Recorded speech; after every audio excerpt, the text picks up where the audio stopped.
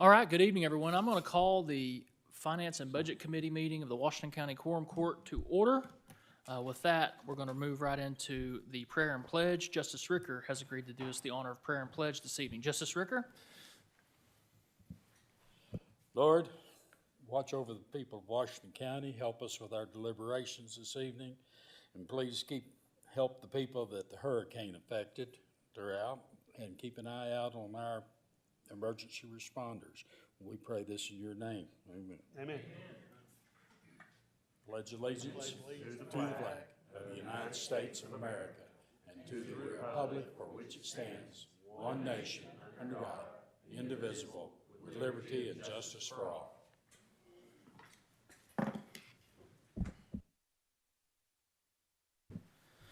Thank you, Justice Ricker. With that, we'll move to the adoption of the agenda. Do I have a motion to adopt the agenda? I have a motion to adopt the agenda by Justice Dean, second by Justice Lyons. All those in favor? Aye. Those opposed? The agenda for this evening is adopted. With that, we'll move right into our monthly reports. First up is the JDC report by Director Tinsley.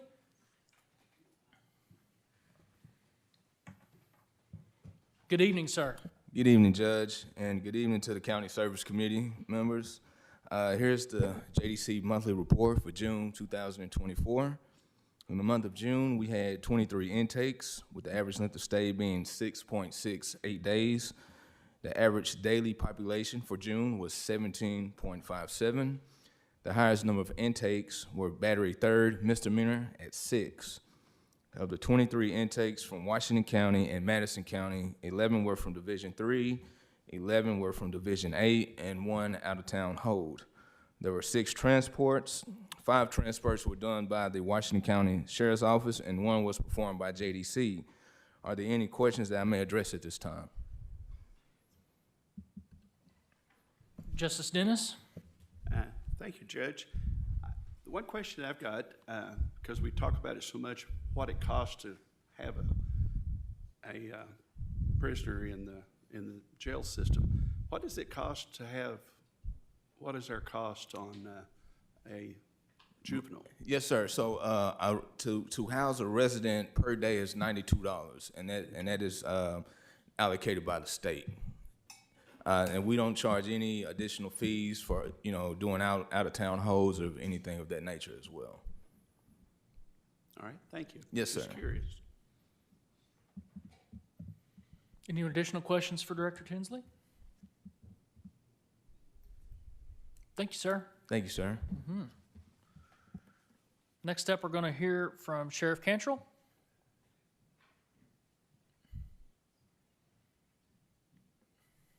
Good evening, sir. Thank you, Judge, members of the Quorum Court. Jay Cantrell, Washington County Sheriff. You've got the report there, 5.1, in your packet. Calls for service for our enforcement section was down just a little bit over a month ago. Detention intakes are up. We sent more to prison this year, or this past month, than we did a year ago. Our average daily high count is up. Do have fewer state prisoners, but still have a fair amount at 120 that we're holding for the Arkansas Department of Corrections. Federal prisoners on this report shows a 78, but that number is currently less than that. We removed some of those, or had some removed. We're currently at 63 federal prisoners, but keep in mind this report was for the period May 15th through June 15th.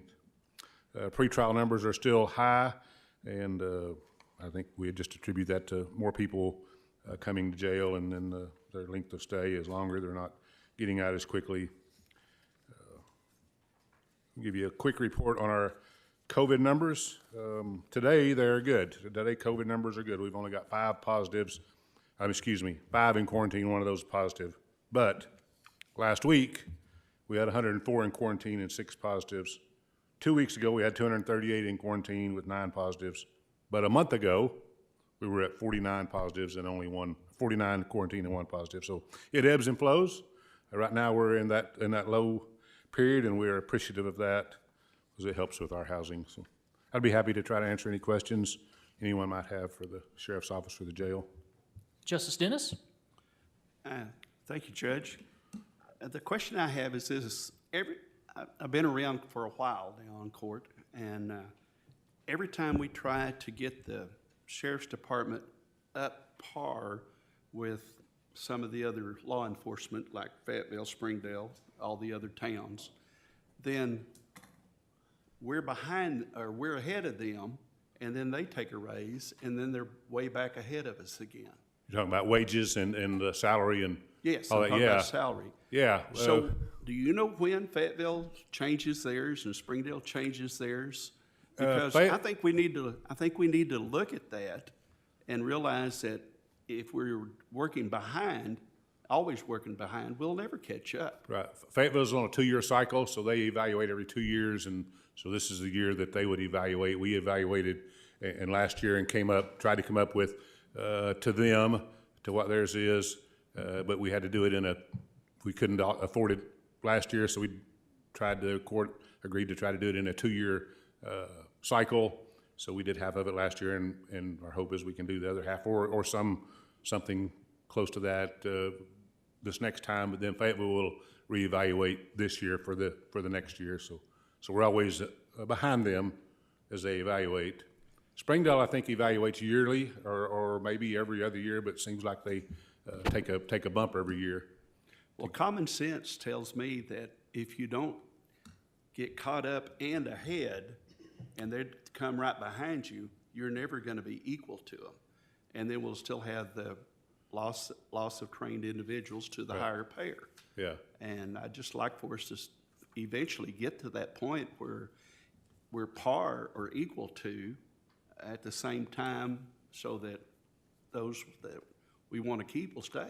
Absolutely, yeah. But what we see is we'll get close, or we'll get even with Fayetteville or Springdale, and then the state police will make a big jump, or then Rogers or some other entity makes a big jump, then everybody tries to catch back up to that entity. They have to play catch up or lose people. And then obviously the county's trying to catch up too, and obviously we know that the county resources are not as robust as particularly the state or some of the municipalities. They seem to have a bigger tax base and obviously get more sales tax, and they don't have to share it with anyone like the county shares their sales tax. So, yeah, it's a challenge continually.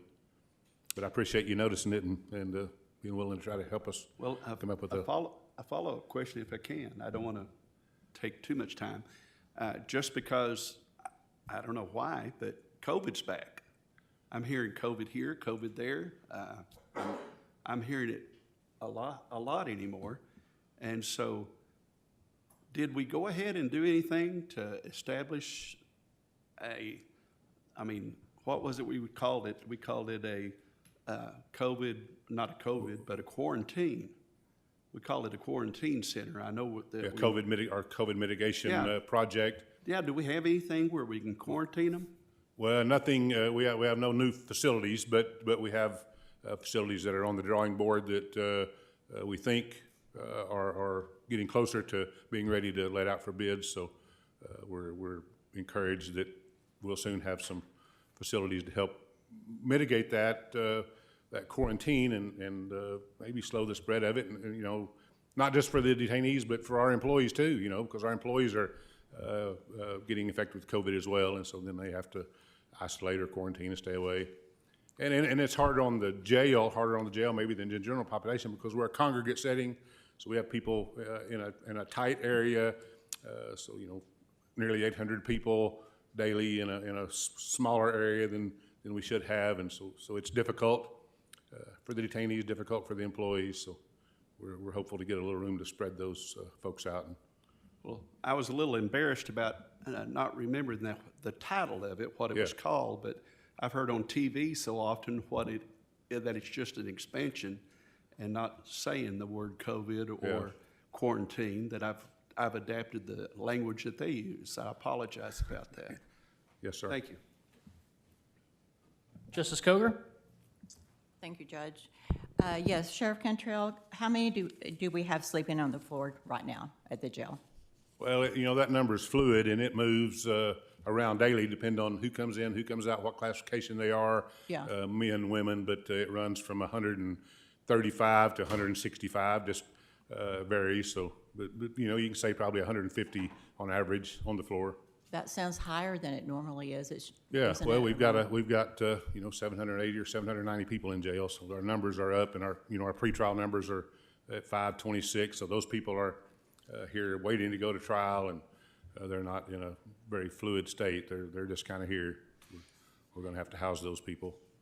Okay, and you went over the COVID numbers really quickly. Could you email us that information that you just recited? Or Sure, unless you want to go through it again, I'll try to get it, but I did Yeah, not get it. I'll be happy to. You know, today, today the number of COVID in quarantine is 5. It's only 5 in quarantine.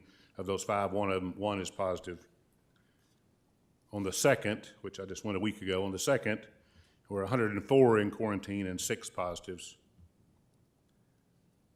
Okay, Week before that, on the 24th, June the 24th, we had 238 in quarantine. 238? Yeah, and 9 of those were positive. And then I just went back a month ago on June the 9th. June the 9th, we had 49 in quarantine and 1 positive. Okay. Okay, and what about the number, do you know how many federal prisoners we have in the jail today? 63 63. today. Okay, and remind me, under the contract that we have with the Bureau of Prisons to house federal prisoners, how many beds do you agree to set aside, to make sure are set aside for federal prisoners? I don't think we have a set number, but, you know, I think we agreed that we would try to allow them 60 beds. 60, okay. But sometimes that number rises above that, but they're pretty efficient in their payment, and all those people that are in federal custody, that are in our custody, that are federal prisoners, are people that have committed crimes locally. They're not people from Los Angeles or New York that are being housed here. They're people that have committed crimes locally, charged in the federal system, and will attend court either over here at this federal courthouse or down at Fort Smith for their trial. Okay, what about the number of women prisoners that you have today? If you said that, I missed it. I haven't said that, no, but I have that number for you. Female prisoners today, well, at noon, when I printed my report, was 126.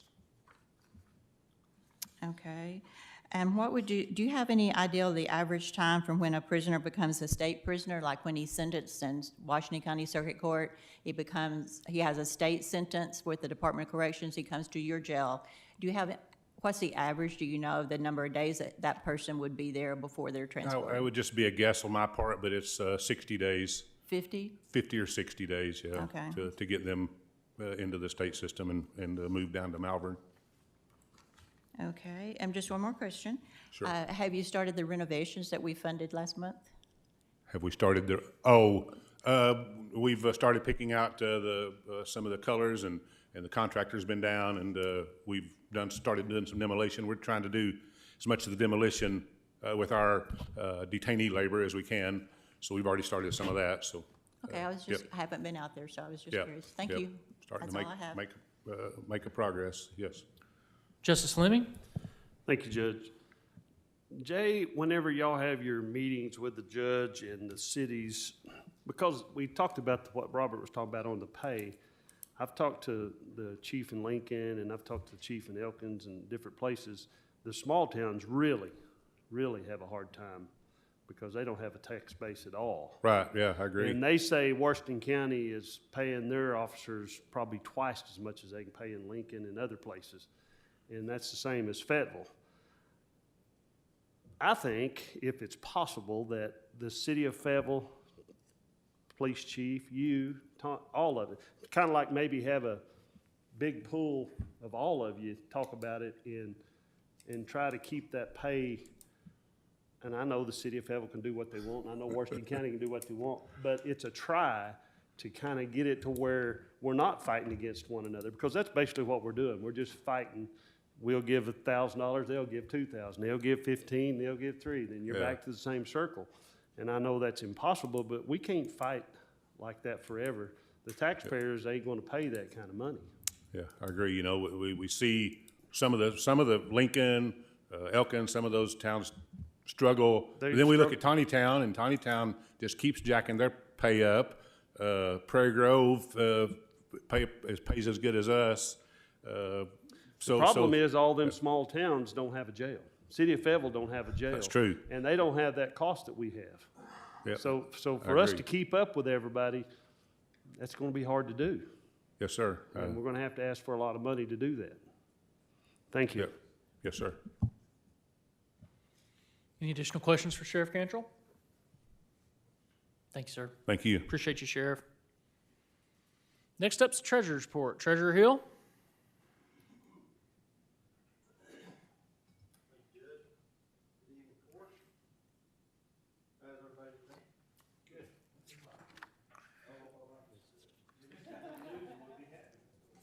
You look good behind it. I just want you to know that. Hey, will you cue that mic for me? There you go. 6.1, Treasurer Summary. General Fund and the Road Fund, their expenditures came in a little bit over revenues, but if you look down at the jail, they were reversed. Their revenues were just a bit over expenditures. But halfway through the year, most all balances remain healthy. If you go down to second page of this report, down to 6011 interest, we brought in $448,000 for the month of June, just in interest alone. Hopefully by the end of the year, that will be close to $4 million, but that affects all entities, not just general. General, I hope to be a little over $2 million that we brought in for interest at the end of this year. End of this report, we started the month at $111 million. We ended with $101 million.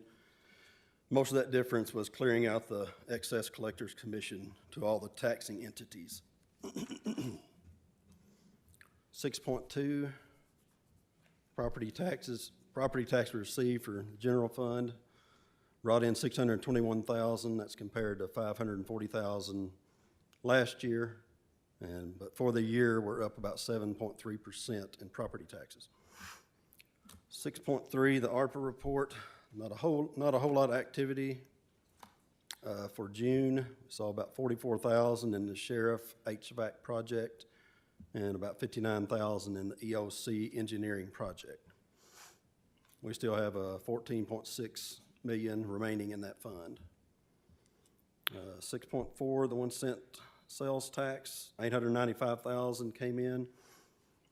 For the month over month, it was, or year over year is 2% higher than 2023. For the year, we're 2.31% higher. Last report, 6.5, the county, I've had COVID too, sorry, so I'm talking about COVID earlier, but I'm negative.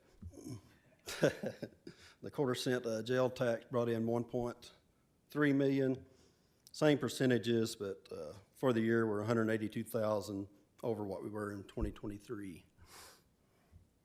And that's all I have today. Questions for Treasurer Hill? Thank you, sir. Thank you. Appreciate you. The Employees Insurance Report, Mr. Angel?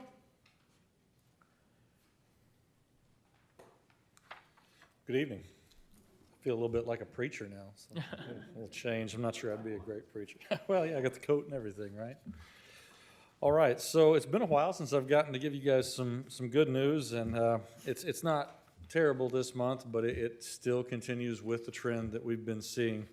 Our pharmacy costs ticked down about $24,000. That was good, but our medical claims went up about $70,000. So we ended up about 7.5%, 8% higher in total spend last month versus the month before.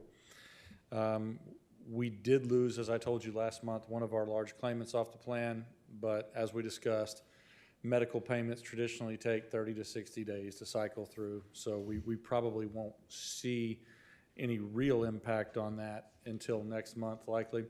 And of course, we don't know if someone else might come up and have a diagnosis that fills that condition. But I guess I would say this.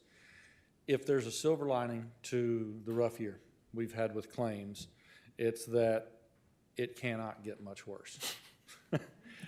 We have aggregate stop loss as well as, of course, specific stop loss. Each month you get through the year, your large claimants get closer and closer to their specific stop loss that applies to that person. And the aggregate stop loss is the most the county can pay for in-network claims. And that kicks in when we're at 125% of what the insurance companies have decided is our expected claims. Right now, we're running, if you look right in that yellow box in the middle, at 124.57%. So this isn't exactly as bad as it can get, but we're within a point of that where it just kind of stops the bleeding on the spend. Now, to be candid with you and prep you for 6 months from now, if we hit our aggregate stop loss, that premium next year will obviously rise because that insurance company will kick in and pay the rest of our claims. Just like with any type of insurance, as you have claims, it tends to affect premiums the next year. Not great news there, but like I said, silver lining. We can't get much higher. So our insurance fund reserve has moved down to right at 2.7 million, 2.69 million remains in our insurance fund. We cannot spend all of that this year unless we triple the size of our staff. You know, aggregate will stop us right at just below the 2 million mark. If we have the worst possible year, we'll still have about $2 million in our insurance reserve, which is why we keep that money there, to make sure that there's some cushion for the county. Questions for Mr. Angel? Thank you, sir. There's a lot of bad news for no questions. I like that. Y'all have a Can't great get any night. worse. All right, Comptroller's report. Comptroller Sherman. Good evening, good evening. I'm not a fan of podiums either, by the way. We'll deal with it. Let's see which report is first here. I think it's the, yeah, keep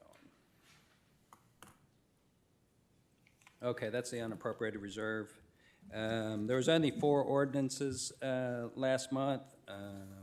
The animal shelter employees there and lawsuit defense for the ARPA money that we're getting sued on. And then construction project for the jail, that 365, and then the new building commissioner down there coming out of ARPA funds. It was 65,000. So is there any questions on that report? And then moving on to the actual budget report and where each department sits. We're 50% through the year, so there's nothing that really sticks out. Everybody's pretty much on point, right around 50%. There's a couple that are above, but don't cause me any concern because they're not very big number dollar-wise. So, is there any questions on that report? Okay, we did send out the budget spreadsheets to everybody, so they went out on July 2nd, and our deadline to have them back is July 31st, and then we're going to fine-tune them through August, and we plan on presenting those reports, the budget, proposed budget, we're going to start talking to you guys in September, start bringing them to this committee, so. Is there any questions on the process this year? We did simplify the spreadsheets a little bit. Still similar. You can drill down, and we'll bring everybody in and go through each person's budget and do all that kind of stuff. Similar to last year, probably just a little bit more streamlined, hopefully. Yeah. Questions for Comptroller? Thanks, sir.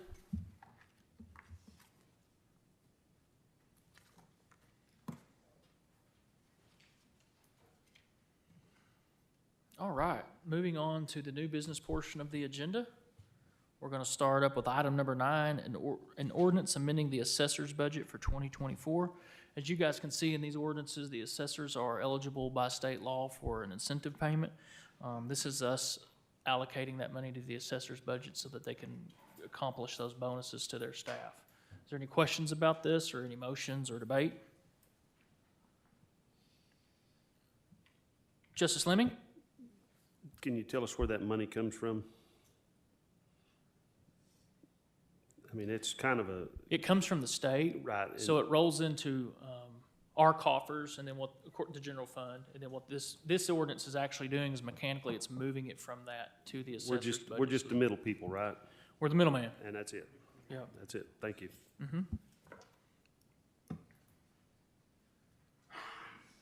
Any other discussion or motions? Yes, sir. A motion to pass to the full quorum court with a due pass recommendation by Justice Lemming, a second by Justice Dennis. All those in favor? Aye. Those opposed? Let me back up. I'm so sorry. I did not take public comments on that item. Is there anybody with public comments here this evening on item 9.1? Seeing none. All those in favor? Aye. Those opposed?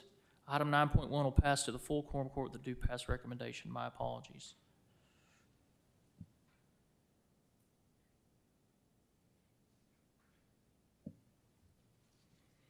Item number 10, an ordinance amending the circuit clerk's budget for 2024.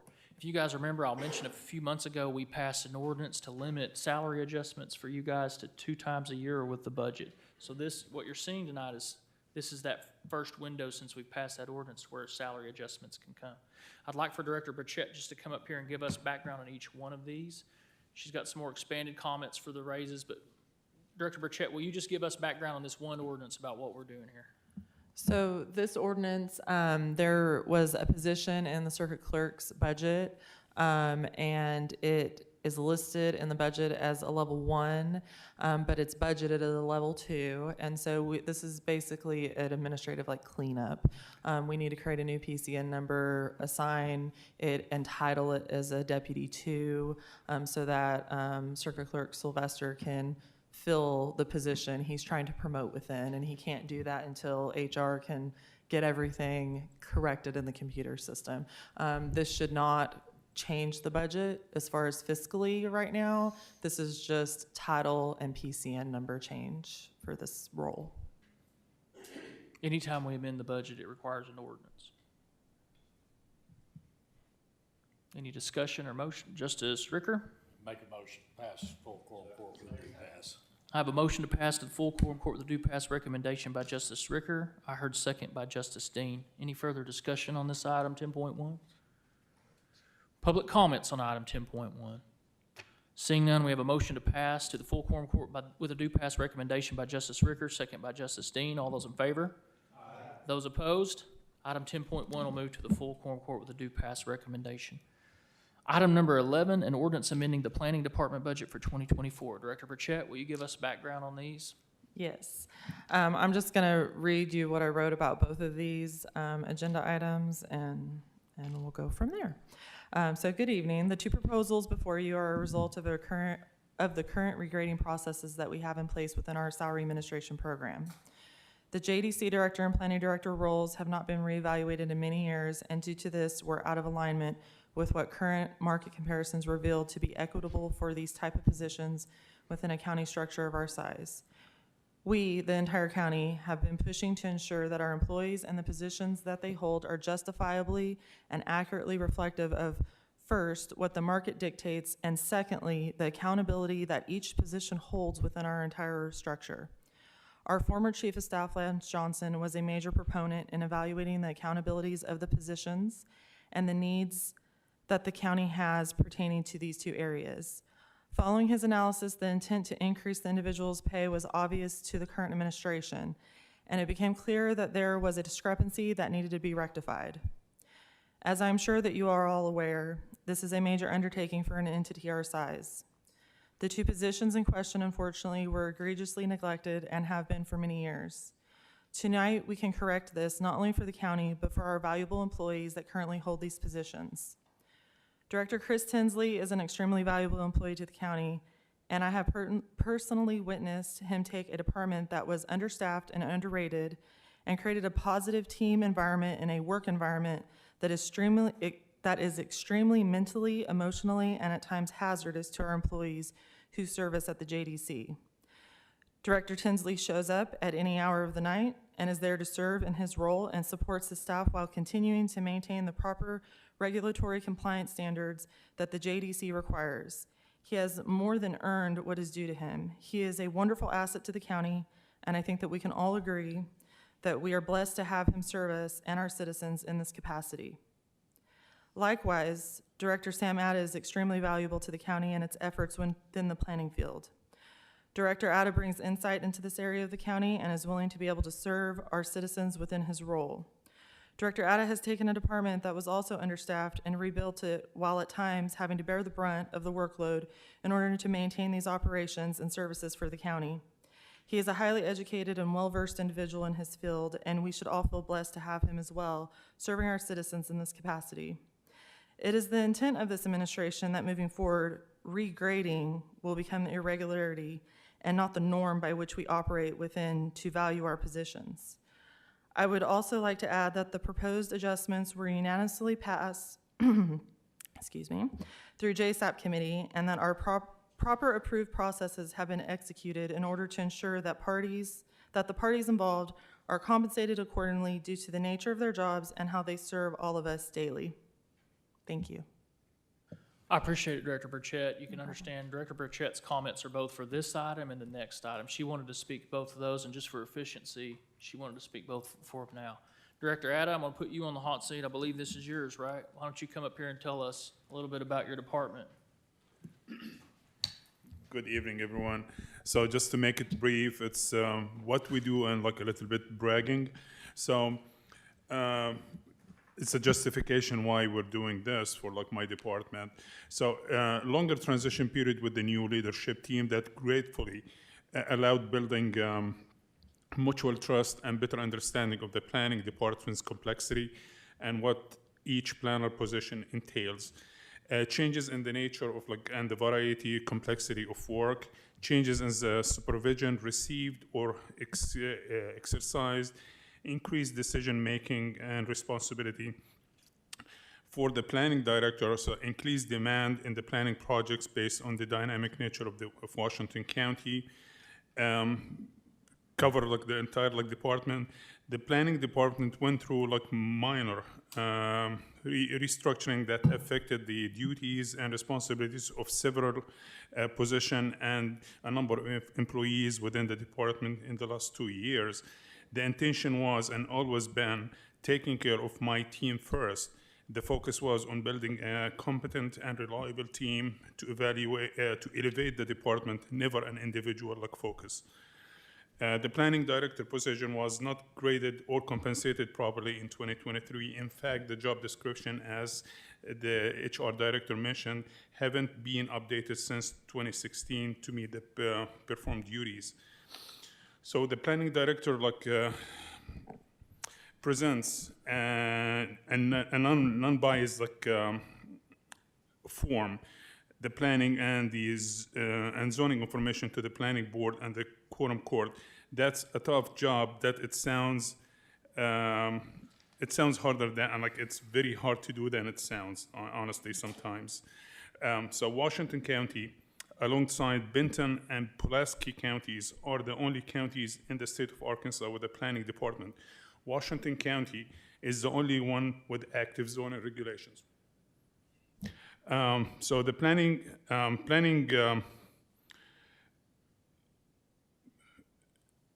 department continues to be one of the most visible offices in the county, with various zoning designation, especially if the new zoning ordinance passed. Finally, I want to say regrading of this position is a reasonable step to bring the planning director's position into alignment with the rest of the leadership staff under the county's judge. Any questions? I appreciate it, Director Ada. I'm going to go ahead and take liberty and ask you a question I think maybe some of our colleagues on the horseshoe are wondering. What took you so long to regrade this position? Why did you? So last year, I spoke to Chief Johnson about this, and I told him how long does this regrading process takes? And he said we can always work on it towards the end of the year. And by the end of the year, there was the notion that we're gonna get a COLA and increase, and it was put off till the following year. And then and then it goes to the back burner, and everyone says hey, have you applied? I said I don't know. And then that ordinance that restricted us to do it either in March or July or June. So we tried to do it in June. It did not work. So in March, and now we moved to June, and this is it basically. That's why it took it's procedure thing. And if you miss your deadline, you have to wait for the next one to come. Gotcha. I'd like to say I completely, of course, endorse this. I want us all to appreciate that Director Ada does lead a department that has a lot of public interaction. What I'd also like to say is, I think the public gets frustrated by that process, but I think Director Ada and his team support the public very well and accommodate them very well. And it's not necessarily the aggravation of his team, it's the aggravation of the process. And I do really appreciate that. Thank you so much, sir. You represent the county well. Thank you so much. With that, I'd like to open this up for questions for Director Ada, if anybody has any, with regard to this item. Justice Coger? Yes, thank you, Judge. Maybe everybody else knows this, but going from a grade 20 to a grade 24, how much is that dollar-wise?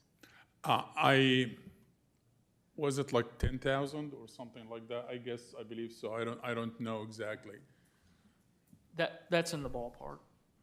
10,000? Yes.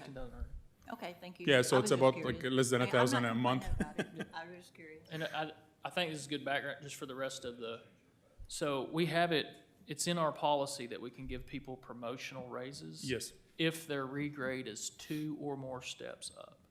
What I'd also like to highlight is somebody being 4 steps out of compliance with our salary administration program is not something that, of course, we strive for. I feel like this is very egregious, that they are 4 steps away from what the market is showing them. And that's why I want you guys to trust that we're bringing this down here to you now, because we think this is, both of these items, we'll talk about Director Tinsley in a minute, to me are that important and that critical at this particular juncture.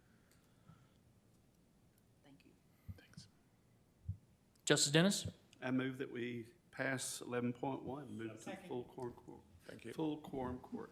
I have a motion to pass item 11.1 to the full quorum court with a due pass recommendation by Justice Dennis. I believe I heard second by Justice Dean. Is that correct, sir? Any further discussion on these items? Justice Rio Stafford? Thank you. Well, you know, in my opinion, I think this sounds like it's very much long overdue. And I just did have one question. I noticed that in the letter that was included in the packet, it mentioned that this change wouldn't impact the overall budget because there are funds available due to a planner position being vacant. And I guess my question is that planner position, are we actively recruiting for that position? Director Ada, you correct me if I'm wrong. The answer to that is no. So this is part of the, Yes, this was not like planned for. It's just like the idea of we needed to get past that like budget season to be able to know what's next for next year, and like when start like hiring. This position is going to be filled, and like I know the controller's office, like they're very tired of keep writing vacant on it.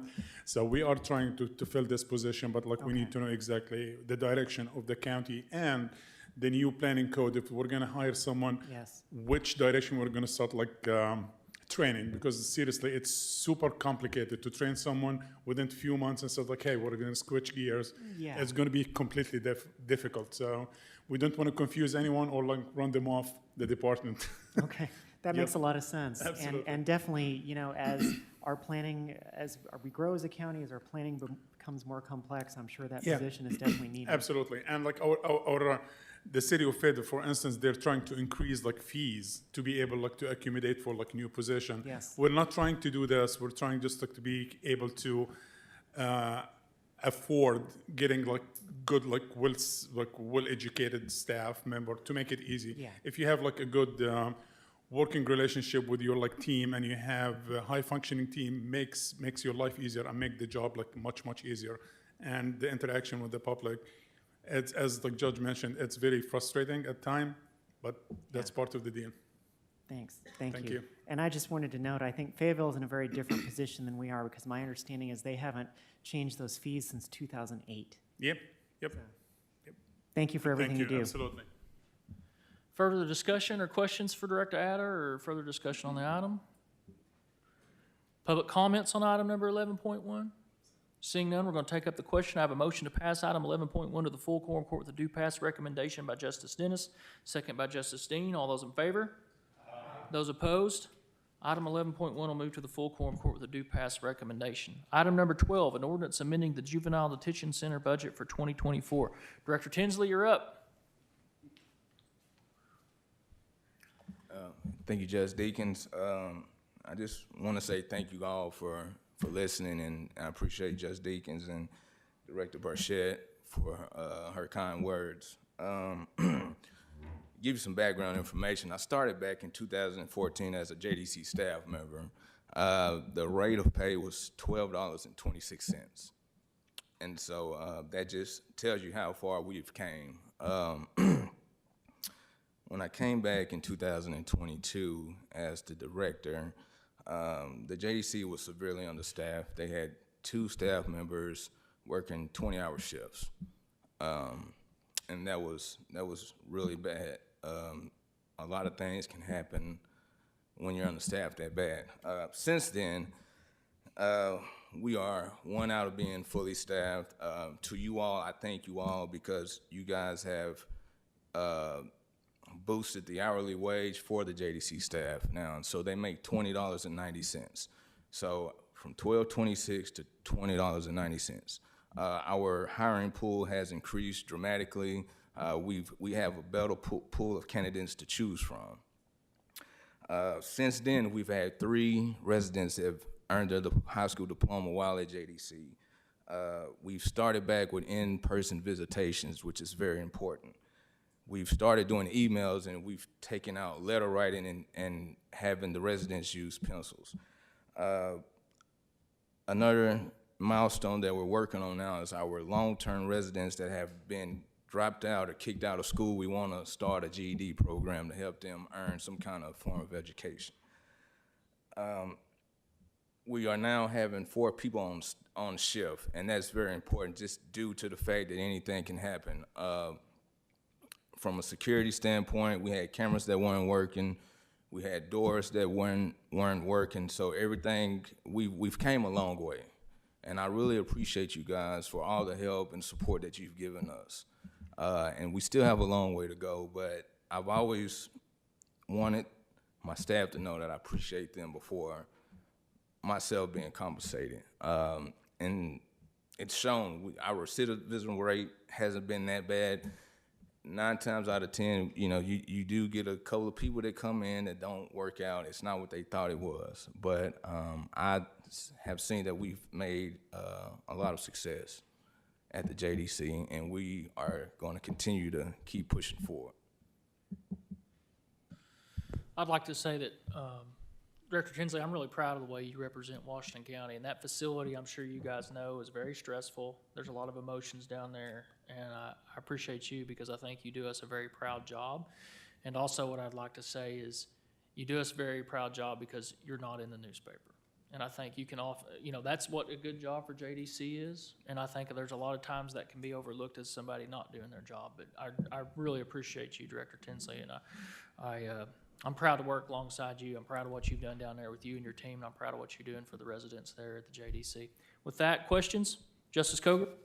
Thank you. I just want to say that I do appreciate you too, and for all the information that you share with us monthly. That's very good. And I'd like to make a motion to pass item 12.1 on to the full court with a due pass resolution. I have a motion to pass item number 12 to the full quorum court with a due pass recommendation by Justice Coger. I have a second by Justice Rios Stafford. Any further discussion? Any public comments on item 12.1? Seeing none, we'll take up the question. I have a motion to pass item 12.1 to the full quorum court with a due pass recommendation by Justice Coger, a second by Justice Rios Stafford. Excuse me. All those in favor? Aye. Those opposed? Item number 12. Thank you. Item number 12 moved to the full quorum court with a due pass recommendation. Thank you all. Thank you, Director Tinsley. Thank you, Director Atta. Thank you, Director Burchett. Item number 13, an ordinance amending the road sales tax budget for 2024. What this ordinance is doing, as you know, we're getting towards the end of our radio sales, our radio project. This is just moving the items from that sales tax revenue account to the budget so that we can start paying some final bills, just to close out. As you know, our radio project's finished. What we're doing now is there are some equipment on some towers that need to be decommissioned from our old system that need to be taken down off those towers. We have some remaining work to do in that regard. Justice Lemming? Did I understand Bobby say we had 14.6 million in that account left? No, I didn't hear that. ARPA, okay, thank you. Okay, thank you. Essentially, I don't want to belittle this ordinance, but we have the money there. We're not seeing any cost overruns. It's just the housekeeping item of moving it from an account that we can pay out of that account. Yeah, I talked to John about it, and Okay. he explained it to me, because I was asking about all of it. Yep. I make a motion that we move it to the full quorum court for pass. I have a motion to pass to the full quorum court with a due pass recommendation by Justice Lemming. I heard second by Justice Bowerman. Any further discussion or questions on item number 13? Justice Koger? Thank you. I have one question. Will this zero out that sales tax fund, or is the money still there? It will not. I think this is just enough to pay what we're seeing in the next month or so in bills.